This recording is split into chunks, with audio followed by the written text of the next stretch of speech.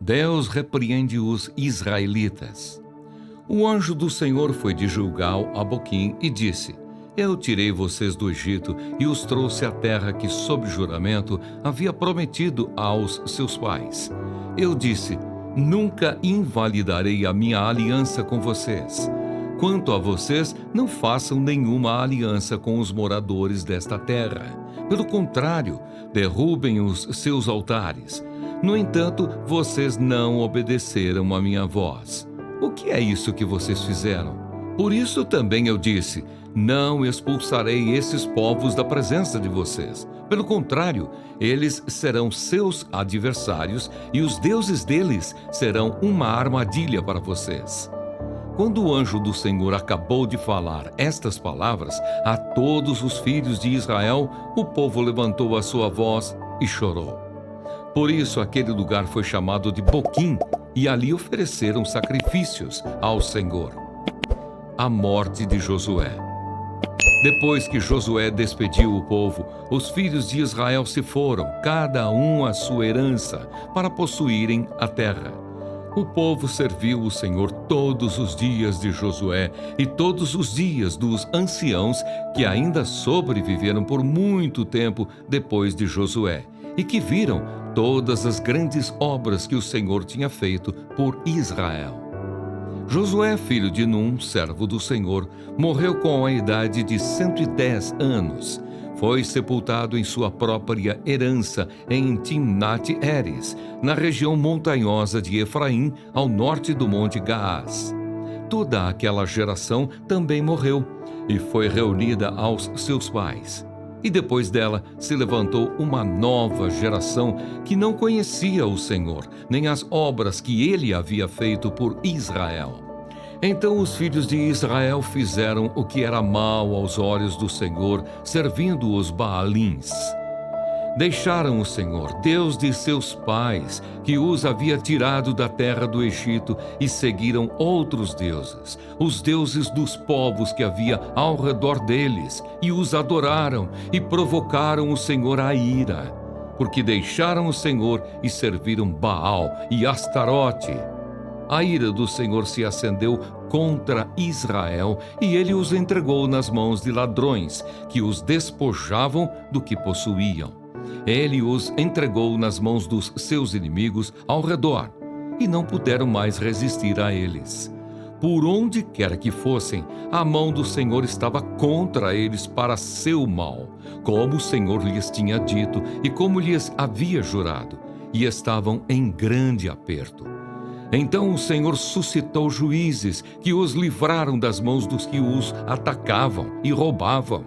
Mas eles não obedeceram aos seus juízes. Pelo contrário, se prostituíram com outros deuses e os adoraram. Depressa se desviaram do caminho por onde andaram seus pais, na obediência aos mandamentos do Senhor, e não fizeram como eles.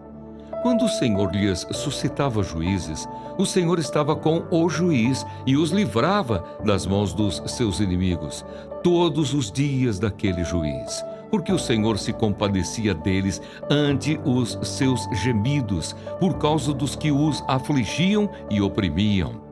Mas quando o juiz morria, eles voltavam a viver como antes e se tornavam piores do que os seus pais, seguindo outros deuses, servindo-os e adorando-os. Não abandonavam nenhuma das suas práticas, nem a sua obstinação. Por isso a ira do Senhor se acendeu contra Israel e ele disse: porque este povo transgrediu a minha aliança que eu havia ordenado a seus pais e não deu ouvidos à minha voz. Também eu não expulsarei mais de diante deles nenhuma das nações que Josué deixou quando morreu. Por meio delas vou pôr Israel à prova, para ver se o povo guardará ou não o caminho do Senhor, como seus pais o guardaram. Assim o Senhor deixou que aquelas nações ficassem e não as expulsou logo, nem as entregou nas mãos de Josué. Povos pagãos no meio de Israel. São estas as nações que o Senhor deixou ficar para, por meio delas, pôr Israel à prova, isto é, para provar todos os israelitas que não sabiam de todas as guerras de Canaã. Ele fez isso tão somente para que as gerações dos filhos de Israel conhecessem a guerra, para lhes ensinar a guerra, pelo menos as gerações que anteriormente não sabiam disso. Os que ficaram foram 5 governantes dos filisteus, todos os cananeus, sidônios e heveus, que habitavam nas montanhas do Líbano, desde o monte de Baal-Hermon até a entrada de Ramate.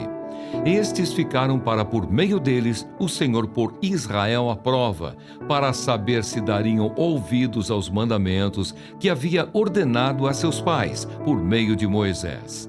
Assim, os filhos de Israel moravam no meio dos cananeus, dos heteus, dos amorreus, dos ferezeus, dos heveus e dos jebuseus. Tomaram de suas filhas para si por mulheres e deram as suas próprias aos filhos deles, e rendiam culto a seus deuses. Otniel. Os filhos de Israel fizeram o que era mal aos olhos do Senhor, e se esqueceram do Senhor, seu Deus, e renderam culto aos Baalins e ao poste da deusa Azerá. Então a ira do Senhor se acendeu contra Israel, e ele os entregou nas mãos de Cusã-Risataim, rei da Mesopotâmia. E os filhos de Israel serviram Cusã-Risataim durante 8 anos. Os filhos de Israel clamaram ao Senhor, e o Senhor lhes suscitou um libertador que os libertou. Otniel, filho de Kenaz, que era irmão de Calebe, e mais novo do que ele. O Espírito do Senhor veio sobre ele, e ele se tornou juiz de Israel.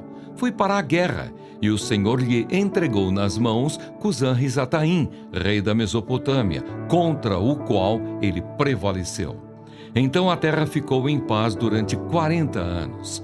Otniel, filho de Kenaz, morreu. Eude. Os filhos de Israel tornaram a fazer o que era mal aos olhos do Senhor. Por isso o Senhor deu poder a Eglon, rei dos Moabitas, contra Israel, porque fizeram o que era mal aos olhos do Senhor. Eglon se juntou com os filhos de Amon e os amalequitas, foi e derrotou Israel. E eles se apoderaram da cidade das palmeiras, e os filhos de Israel serviram Eglon, rei dos Moabitas, durante 18 anos. Então os filhos de Israel clamaram ao Senhor, e o Senhor lhes suscitou um libertador, Eude, homem canhoto, filho de Gera, benjamita. Por meio dele, os filhos de Israel enviaram tributo a Eglon, rei dos Moabitas. Eude fez para si um punhal de 2 gumes, do comprimento de quase meio metro, e cingiu-o debaixo da sua roupa do lado direito. Então ele levou o tributo a Eglon, rei dos Moabitas. Eglon era um homem muito gordo. Depois de entregar o tributo, Eude saiu com os carregadores do tributo. Ele, porém, voltou do ponto em que estavam as imagens de escultura ao pé de Gilgal e disse ao rei: "Tenho uma palavra secreta para o Senhor, ó rei." O rei disse: "Cale-se." Então todos os que estavam com o rei saíram de sua presença. Eude entrou numa sala de verão que o rei tinha só para si e onde ele estava sentado. Eude disse: "Tenho uma palavra de Deus para o Senhor." E Eglon se levantou da cadeira. Então Eude estendeu a mão esquerda, puxou o seu punhal do lado direito e o cravou na barriga do rei, de tal maneira que entrou também o cabo com a lâmina. E porque não tirou o punhal da barriga, a gordura se fechou sobre ele. Eude saiu por uma portinhola, passou para a antessala, depois de fechar e trancar as portas atrás de si. Quando ele tinha saído, vieram os servos do rei e viram que as portas da sala de verão estavam trancadas e disseram: "Sem dúvida, ele está fazendo as necessidades na sala de verão." Esperaram até cansar e, como o rei não abria a porta da sala, pegaram a chave e a abriram. E eis que o seu senhor estava morto, caído no chão. Eude escapou enquanto eles se demoravam e, tendo passado pelas imagens de escultura, foi para Seirá. Tendo chegado, tocou a trombeta nas montanhas de Efraim, e os filhos de Israel desceram com ele das montanhas, indo ele à frente. E lhes disse: sigam-me, porque o Senhor entregou nas mãos de vocês os seus inimigos, os moabitas. Eles seguiram Eude e tomaram os vales do Jordão contra os moabitas, e a nenhum deles deixaram passar. Naquele tempo mataram uns 10.000 homens moabitas, todos robustos e valentes, e não escapou nem sequer um. Assim, naquele dia, Moabe foi subjugado por Israel, e a terra ficou em paz durante 80 anos. Sangar. Depois de Eude veio Sangar, filho de Anate, que matou 600 filisteus com uma aguilhada de bois, e também ele libertou Israel. Primeira resposta de Deus a Jó. Então, do meio de um redemoinho, o Senhor respondeu a Jó e disse: quem é este que obscurece os meus planos com palavras sem conhecimento? Cinja os lombos como homem, pois eu lhe farei perguntas e você me responderá. Eu lancei os fundamentos da terra. Onde você estava quando eu lancei os fundamentos da terra? Responda se você tem entendimento. Quem determinou as medidas da terra, se é que você o sabe? Ou quem estendeu sobre ela uma linha de medir? Sobre o que estão firmadas as suas bases? Ou quem lhe assentou a pedra angular, quando as estrelas da alva juntas alegremente cantavam e todos os filhos de Deus gritavam de alegria? Ou quem encerrou o mar com portões, quando irrompeu do ventre, quando eu lhe pus as nuvens por vestimenta e a escuridão por fraldas, quando eu lhe tracei limites e lhe pus ferrolhos e portas, e disse: até aqui você pode chegar, mas deste ponto não passará. Aqui se quebrará o orgulho das suas ondas. De onde vem a luz e a escuridão?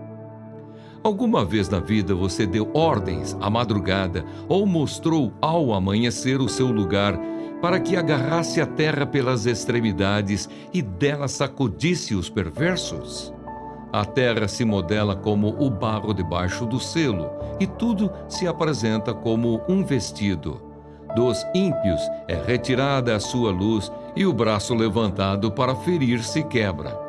Você foi até as nascentes do mar ou percorreu o mais profundo do abismo? Será que a você foram reveladas as portas da morte? Você viu essas portas da região tenebrosa? Você tem noção clara da largura da terra? Responda, se você sabe tudo isso. Onde está o caminho para a morada da luz? E quanto às trevas, onde é o seu lugar, para que você as conduza ao seu território e conheça o caminho para a sua casa? Você sabe isso porque nesse tempo já era nascido e porque é grande o número dos seus dias. Quem faz a neve? Você alguma vez entrou nos depósitos da neve ou viu os reservatórios do granizo que eu guardo até o tempo da angústia, até o dia da batalha e da guerra? Qual é o caminho para o lugar onde se difunde a luz e onde o vento leste se espalha sobre a terra? Quem faz a chuva, o orvalho, o gelo e a geada? Quem abriu canais para o aguaceiro, ou caminho para os relâmpagos e trovões, para fazer chover sobre a terra, onde não há ninguém, e nos lugares desertos onde ninguém mora, para dessedentar a terra deserta e assolada, e para fazer crescer os renovos da erva? Por acaso a chuva tem pai? Ou quem gera as gotas de orvalho? De que ventre procede o gelo? E quem dá à luz a geada do céu? As águas ficam duras como a pedra e a superfície das profundezas se torna compacta. Você conhece as leis que governam o céu? Será que você pode atar as correntes do sete estrelo ou soltar as cordas do Órion? Você pode fazer aparecer as constelações a seu tempo ou guiar a ursa maior com os seus filhos? Você conhece as leis que governam os céus e pode estabelecer a sua influência sobre a terra? Quem pode derramar a chuva? Você é capaz de levantar a sua voz até as nuvens para que a abundância das águas cubra você?